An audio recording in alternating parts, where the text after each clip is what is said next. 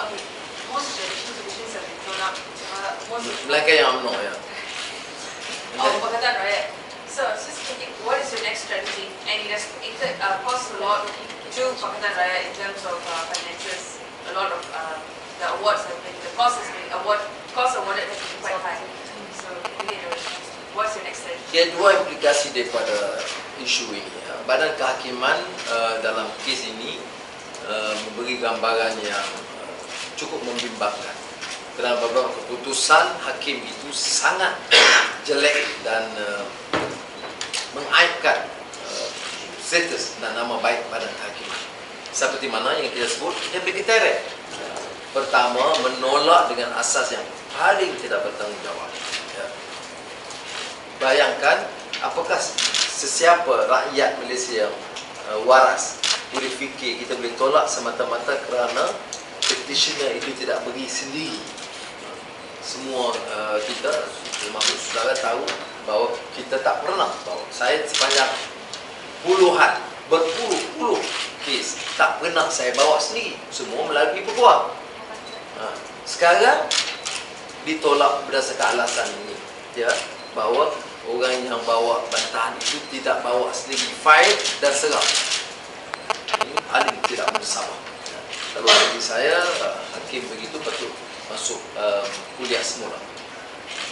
Yang kedua ialah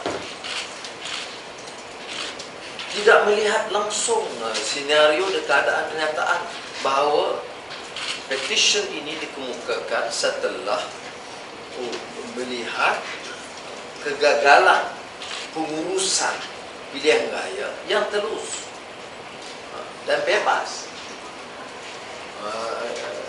Walaupun begitu, undi majoriti suara dimenangi oleh Pakatan Rakyat, kerusi dimenangi oleh BN. Kita terima, tetapi beberapa kes yang dianggap kukuh patut dibicarakan. Ini seolah-olah sengaja dielak perbicaraan kerana tidak mahu fakta itu diketegakkan. Melainkan beberapa kes yang melibatkan petition UMNO di Sabah dan juga di Kelantan itu boleh diterima. Jadi bagi saya ini satu yang kita amat membimbangkan. Walau bagaimanapun ada beberapa permohonan lain yang kita dengar, termasuk kes dakwa kekal, penipuan SPR dalam kes dakwa kekal yang akan dibentang pada 2 September akan datang. Dan hal ini tidak terpadam begitu kerana bila kajian Merdeka Center membuktikan dengan jelas bahawa BN UMNO menang itu semata-mata kerana undi awal dan undi pos. Tanpa undi awal dan undi pos, mereka akan kecundang. Tetapi bila kita ajukan ke mahkamah yang kita anggap saluran yang sah untuk elak pengalaman yang berlaku di beberapa negara lain, pergaduhan berpanjangan di Thailand, sekarang di Mesir. Sebab itu kita ambil keputusan untuk tidak meneruskan bantahan cara terbuka jalanan dan memilih untuk saluran mahkamah, dan dipukul dengan alasan tidak menusabah dan didera dengan bayaran yang cukup tinggi. Dan sekarang dia memang masalah besar. Seolah-olah badan kehakiman itu cari jalan mengelak daripada kes di bawah. Ini public interest. Kes pilihan raya ni public interest. Mengapa nak dihukum orang yang bawa kes? Melainkan kalau dia bawa sengaja, dia tak ada kes sama sekali, tak ada langsung.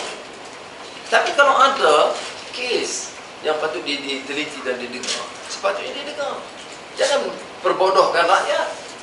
Mau tidak mau, UMNO tidak boleh nafikan bahawa bukan saja laporan terakhir Merdeka Center, bahawa majoriti rakyat, tak samailah soal Cina ke, India ke, rakyat, majoriti rakyat.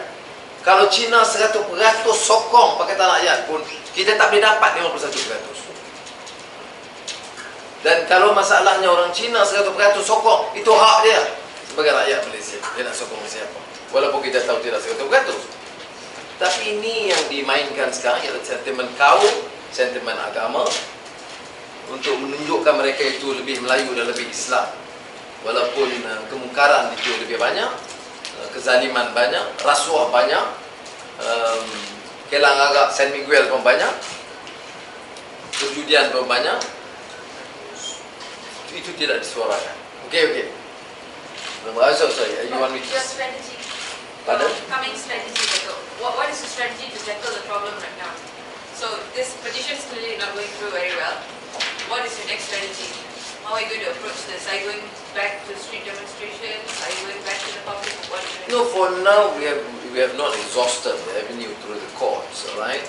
The strategy is still public awareness, quote, Paulo Freire, conscientization, it's conscientization, to create a process of tawa'iyya in Arabic, public awareness. In any democratic process, the public must be made to be aware, because what they do through the mainstream UMNO media to say, you have gone to the courts and you lost. You went to the polls, you lost. Never mind the fraud. You went to the court and you lost. Never mind the flimsy, fraudulent process and the failure of the court even to address some of the substantive issues. But, as I've said, we need to exhaust all avenues, and the process with the court is still ongoing. The battle in Parliament is still ongoing, and you have seen how they conducted the first session of Parliament, despite the fact that there is a minority government.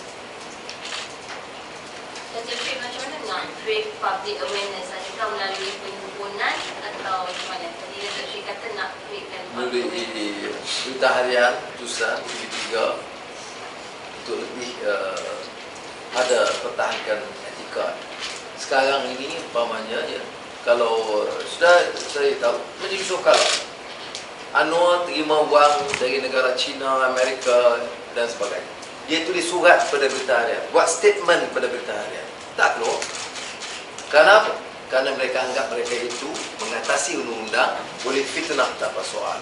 Bawa ke mahkamah, tunggu 3 tahun, mahkamah denda 50,000, dia boleh bayar sebab dia diprotek oleh UMNO dan kekayaan. Jadi ini dipermainkan. Tengok yang baru 30 juta. Begitu. Jadi kalau begini dalam hadapi media, dalam keadaan kita bertarung, ya, saya tidak ada masalah dengan berhadapan dengan fakta. Saya tidak ada masalah. Sebab itu saya sebut debat dengan Datuk Najib ke, bicara langsung dengan media, termasuk media yang kita darang kemari utusan, saya tak ada masalah. Asalkan beri ruang. Ya, dia boleh serang berdasarkan fakta atau pandangan dan beri ruang untuk kita jawab. Tapi bila tidak ada, sudah kata nak berikan public awareness, kita hanya guna saluran ceramah, media alternatif, dan media alternatif juga terbatas. Saya balik Permata Ampau umpamanya adalah Suruhanjaya, belah Pekan Matampau je. Tapi belah Kuala Mengkuang tak ramai yang baca Malaysia Kini dan berita alternatif yang lain. Okey. Gaya. Kalau semalam Pengurusi SPR mengatakan dia akan mententangkan cadangan mengubah sistem pilihan raya pada parti politik yang berserta dengan respon dalam Fungsi SPR sepatutnya patut respon terhadap tuduhan penipuan yang beliau dan SPR terlibat. Fungsi SPR patut jawab laporan terakhir kaji selidik yang dibuat oleh Merdeka Center. Dan jangan cuba umpamanya mengambil alih satu tugas bila kedudukan dan kewibawaan kamu dipertikaikan. Ya. SPR itu sepatutnya diyakini sebagai satu badan bebas. Kalau sebagian besar pada rakyat mula pertikaian, tak usahlah teruskan dengan cara sombong dan angkuh seolah-olah kamu boleh teruskan. Orang tidak yakin. Sekarang ini pulihkan keyakinan. Ya, itu bagi saya keutamaan. Dan kalau diteruskan juga, maka di Parlimen kita akan bertempur habis-habisan.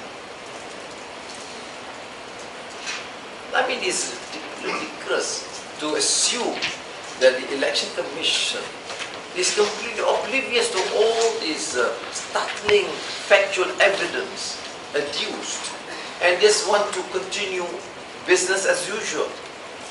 Coming to introducing now delineation, and as if they have that, they have enjoyed public confidence. I think it is important to remind them, that although they have the confidence of UMNO leadership, complicit this fraud, they must not assume that the public as a whole continue to give them the desired support.